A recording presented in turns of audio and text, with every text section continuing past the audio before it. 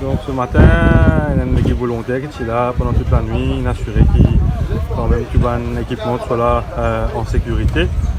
Mais là, il y a un petit développement ce matin, dans le sens qu'il nous réveille il y a à peine 20 minutes.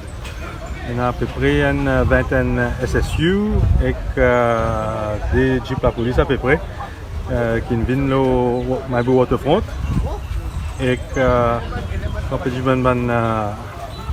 afficher là plus de détails, je peux dire qu'il y a pas de ce matin, volontariat et puis il y a un droit à faire et qui opère strict accès à ban l'auto et même à ban piéton à Malibu Waterfront.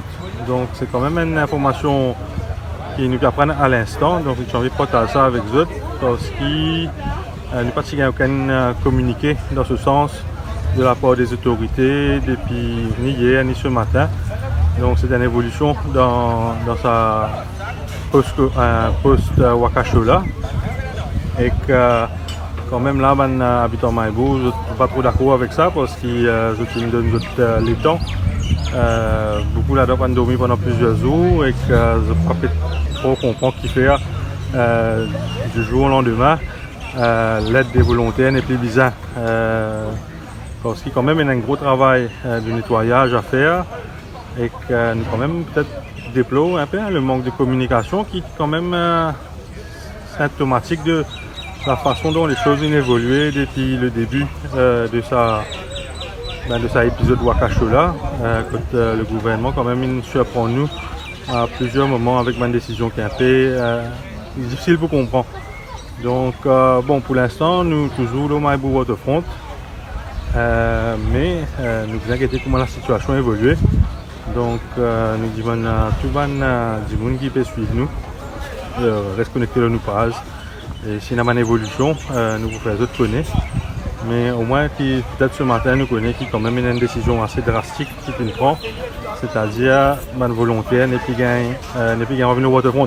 Donc, nous ne connaissons pas si c'est le Waterfront qui va volontaire n'est plus revenu, ou bien c'est sur toute la côte sud-est, parce qu'à nos connaissances, le ministère de l'Environnement peut œuvrer pour rassembler un tas volontaire aujourd'hui.